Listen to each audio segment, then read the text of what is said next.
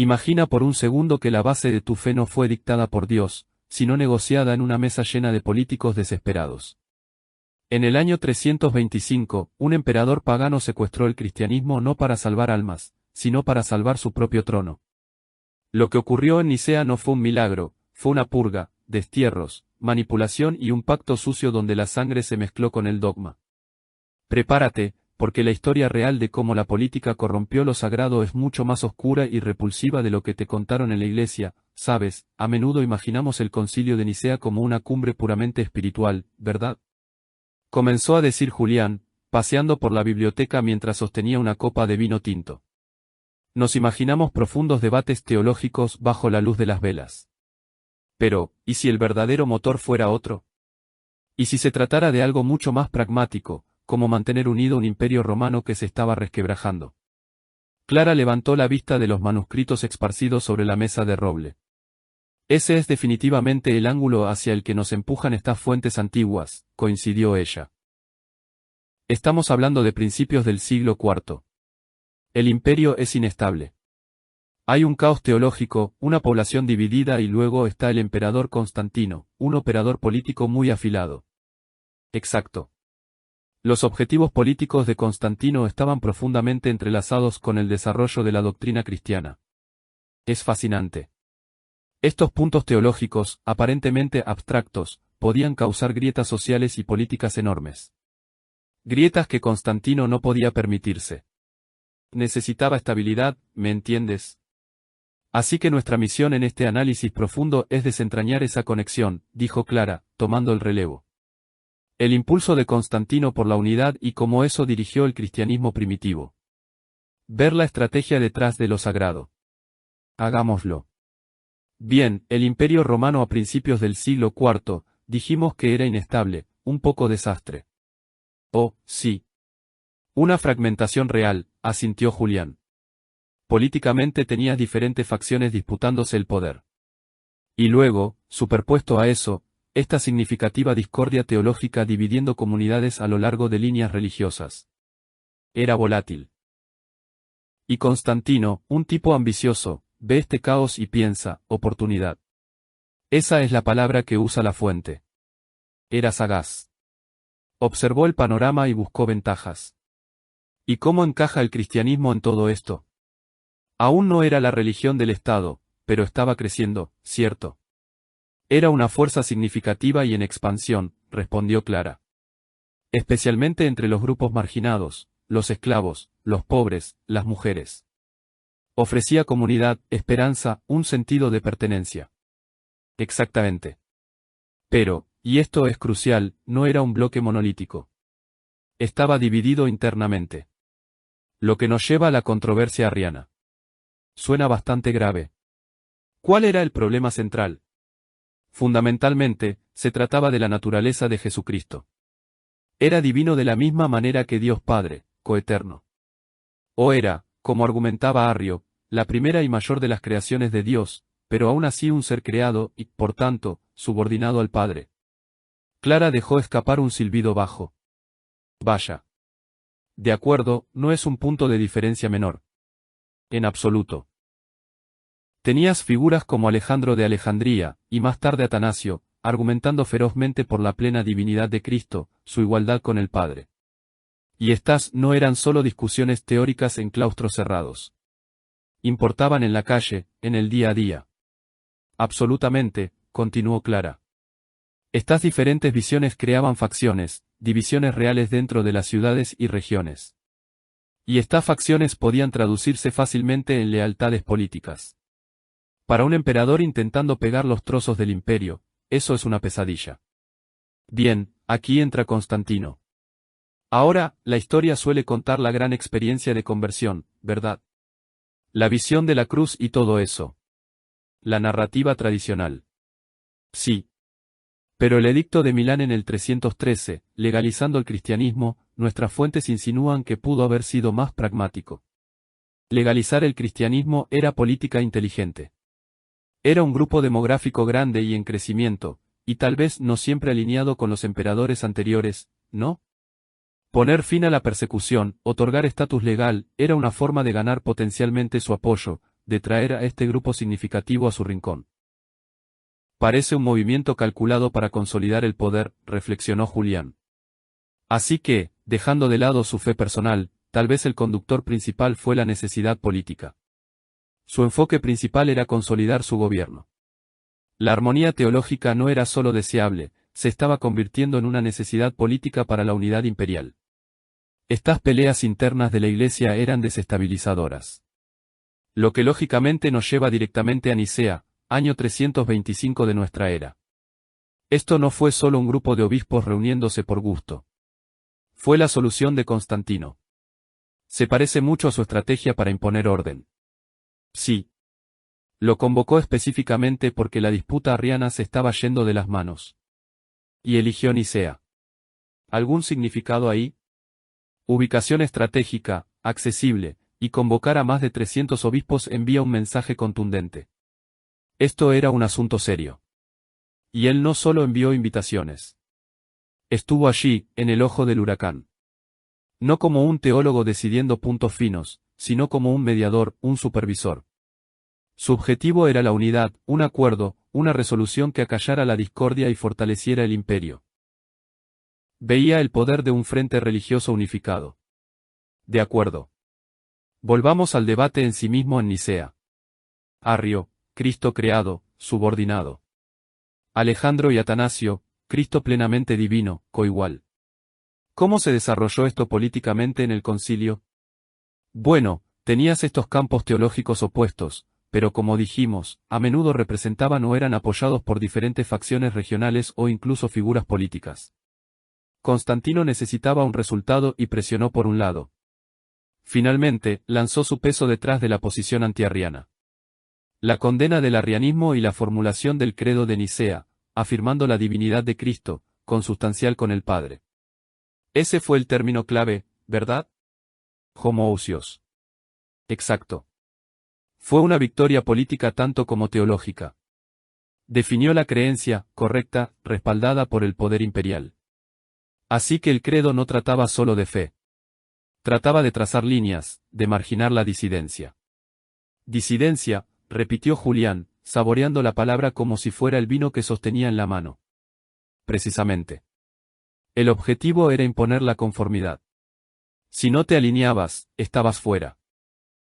Era un instrumento para forjar una iglesia más unificada, más controlable y sobre todo, alineada con los intereses imperiales. Y al presidir la asamblea, Constantino básicamente reclamó la autoridad suprema sobre la iglesia, ¿no es así?, apuntó Clara, desdibujando significativamente las líneas entre la fe y el Estado. Absolutamente. Ese es un punto crucial en los textos. Se posicionó a sí mismo como el árbitro de la verdad religiosa. De hecho, estableció un precedente poderoso para lo que llamaríamos el cristianismo imperial. Ese enmarañamiento inextricable entre el poder religioso y el estatal. Pero la unidad no se logró de la noche a la mañana, o tal vez nunca, reflexionó ella, pasando la página de uno de los libros antiguos. ¿Qué ocurrió con aquellos que siguieron en desacuerdo tras Nicea? Bueno, el credo niceno se convirtió en el estándar oficial, pero también creó la categoría de hereje de una manera novedosa y potente. Significaba que quienes se aferraban a las visiones arrianas u otras ideas disidentes enfrentaban consecuencias reales. Exilio, condena pública. El propio Arrio fue desterrado. La unidad que Constantino deseaba fue impuesta, al menos oficialmente, mediante la supresión de otras voces. Construyó una jerarquía, ¿no crees? Una estructura eclesiástica que reflejaba el poder imperial. Sin duda. Más centralizada, más alineada con el Estado. Julián hizo una pausa, frunciendo el ceño. Pero entonces, ¿no vaciló el propio Constantino respecto a Arrio más tarde? Leí en alguna parte que permitió su regreso. Sí. Su pragmatismo nunca desapareció. El arrianismo seguía siendo muy popular, especialmente en Oriente. Así que alienar a una gran parte del imperio tampoco era una buena jugada política, dedujo él. Exacto. Así que, más adelante en su reinado, pareció suavizar su postura, permitió que Arrio regresara del exilio e incluso presionó para su reinstauración. No fue, probablemente, un cambio de opinión teológico. Se trataba de mantener el control, de mantener el imperio estable, incluso si eso significaba tolerar la visión que había condenado previamente. Ciertamente lo parece. La teología seguía siendo una herramienta de gestión imperial. Julián dejó la copa sobre la mesa y se acercó a la ventana, observando el jardín. Más allá de la doctrina, Constantino también usó, bueno, dinero y ladrillos, ¿verdad? La construcción de iglesias. Financió masivamente grandes templos como las basílicas en Roma o la iglesia del Santo Sepulcro en Jerusalén. Eran enormes declaraciones públicas. ¿Demostraciones de qué? ¿De piedad? Piedad, sí, concedió Clara. Pero también poder imperial y mecenazgo. Vinculaba visualmente su autoridad a esta fe cada vez más importante, haciendo que el cristianismo fuera visible, prestigioso. ¿Y qué hay de los elementos paganos? Mantuvo el título de Pontifex Maximus, sumo sacerdote de la antigua religión romana, y toda la simbología del dios Sol, el Sol Invictus, cierto. Un sincretismo puro. Se aferró a títulos paganos, puso al Sol Invictus en las monedas al principio, e incluso hizo del domingo, el Día del Sol, el día oficial de descanso y adoración. Eso parece contradictorio si era un cristiano devoto, señaló él. O podría verse como increíblemente pragmático. Ser Pontifex Maximus le daba autoridad sobre todos los asuntos religiosos. Venerar al Sol Invictus podía atraer a los tradicionalistas, y el domingo, alineaba la práctica cristiana con una tradición existente y generalizada. Se trataba de crear una identidad cultural mixta, suavizando la transición. Posiblemente una forma de fomentar la cohesión, de tender puentes, hacer que el cambio fuera menos brusco para la población en general. De nuevo, sirviendo al objetivo de la unidad imperial. Clara se recostó en su silla, cruzando los brazos. Bien.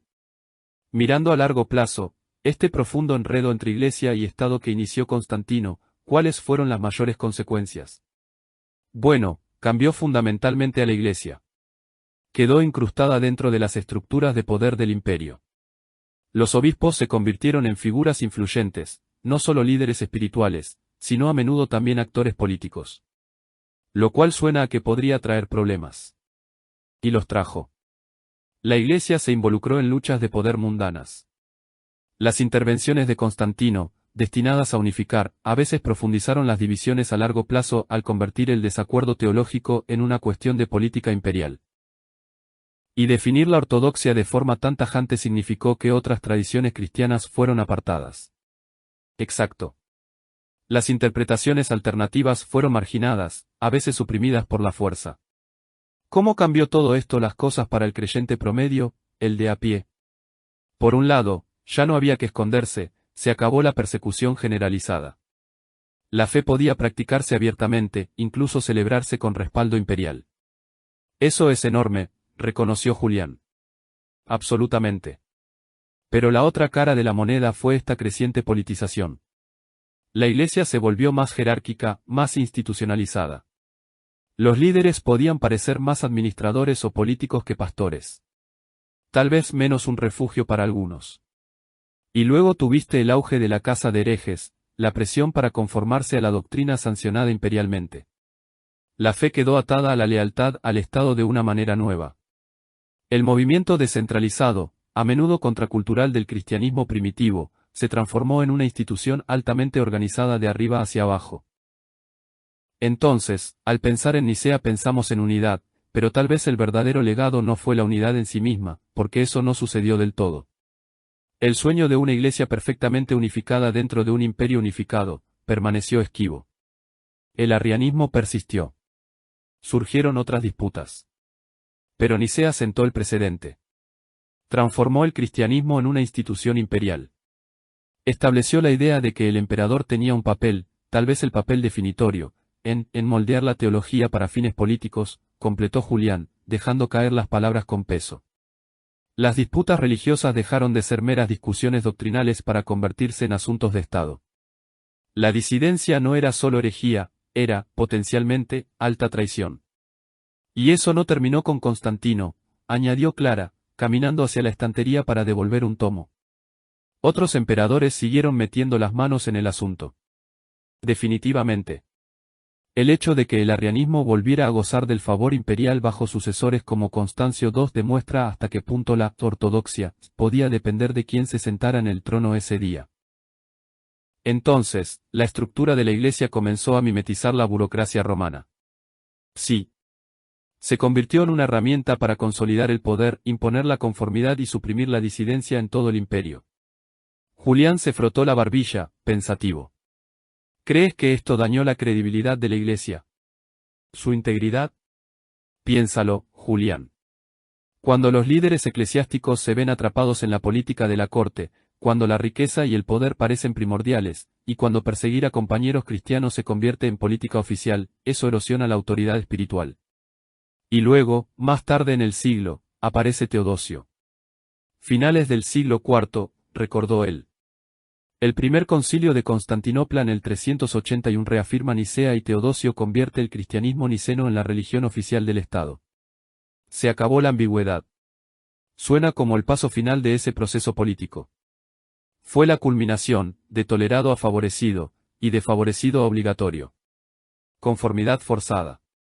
Un acto completamente político que solidificó el papel de la Iglesia dentro de la estructura imperial. Clara se sentó de nuevo, cruzando las piernas y mirando fijamente a su compañero. Mirando el panorama general, la caída de Roma, ¿jugó este cristianismo politizado algún papel? ¿Cómo dio forma a lo que vino después? El dogma rígido y la jerarquía reemplazaron parte de la inclusividad anterior, explicó Julián. La Iglesia, que alguna vez fue una fuerza contra el poder imperial, quedó profundamente atada a él. Algunos argumentan que estos conflictos religiosos internos, exacerbados por la intromisión política, aumentaron las tensiones que enfrentaba el imperio. Pero también sobrevivió a la caída del imperio en Occidente, ¿no es así? Lo hizo. Y esa es quizás la ironía suprema, o la consecuencia definitiva de la estrategia de Constantino. Al incrustar a la Iglesia dentro del marco imperial, aseguró su supervivencia y su fortaleza institucional. Así que, cuando Roma colapsó en Occidente, la estructura de la Iglesia seguía allí. Los obispos a menudo asumieron roles de liderazgo ante el vacío de poder. Se convirtió en una institución mayor de continuidad, reflexionó Clara. Preservando la alfabetización, la ley, la administración. Sus doctrinas, forjadas en concilios como Nicea, influyeron en las leyes de los nuevos reinos bárbaros. Así que el legado de Nicea no es solo teológico, es estructural, político. Dio forma a Europa. Absolutamente. Estableció a la Iglesia como una institución entrelazada con el poder, un modelo que dominó durante siglos. Piensa en la inmensa riqueza y la influencia política de la Iglesia medieval, los obispos actuando como señores feudales, la idea misma de la cristiandad y los conflictos posteriores, el gran cisma entre Oriente y Occidente, la Reforma, puedes rastrear las raíces hasta ahí. El cisma entre Oriente y Occidente ciertamente tuvo dimensiones políticas y culturales junto a las teológicas, haciéndose eco de algunas de las dinámicas de la era nicena. Y la Reforma, en muchos sentidos, fue una reacción contra la corrupción percibida y la politización del sistema eclesiástico que había evolucionado durante siglos. Un sistema cuyos cimientos, podría argumentarse, se colocaron en tiempos de Constantino. Es un material realmente potente, murmuró Clara. Así que Nicea no se trató solo de definir la divinidad de Cristo. Fue una clase magistral sobre cómo la ambición humana, la necesidad política y la creencia religiosa pueden cruzarse y remodelar el mundo. Demostró cuán potente puede ser la religión como herramienta de control político. Y resalta esa tensión, ¿verdad? Entre los ideales de fe y unidad y las realidades sucias del poder. El legado de Nicea nos obliga constantemente a pensar en cómo esa relación entre religión y política sigue desarrollándose incluso hoy. Clara asintió, cerrando su cuaderno de notas con un golpe suave. Para cerrar esto, la gran conclusión es que el Concilio de Nicea, aunque fundamental para la doctrina cristiana, fue quizás aún más significativo como una maniobra política de Constantino. Un movimiento calculado para unificar su imperio unificando su religión en ascenso. Exactamente. Mirar más allá del marco puramente religioso, como nos obligan a hacer estas fuentes, revela esta historia mucho más compleja y tal vez sorprendente de estrategia y arte de gobernar dando forma a la fe. Definitivamente te da una lente diferente. Y tal vez una reflexión final para quienes nos escuchan o nos leen, dijo Clara, mirando hacia un punto imaginario, rompiendo la cuarta pared de su pequeño debate privado. Consideren cómo ese enredo, ese entrelazamiento histórico de creencia religiosa y poder político crudo que vimos en Nicea, ¿cómo resuena eso hoy? ¿Dónde vemos esas líneas desdibujándose ahora? ¿Y qué sucede cuando lo hacen? Es algo en lo que pensar.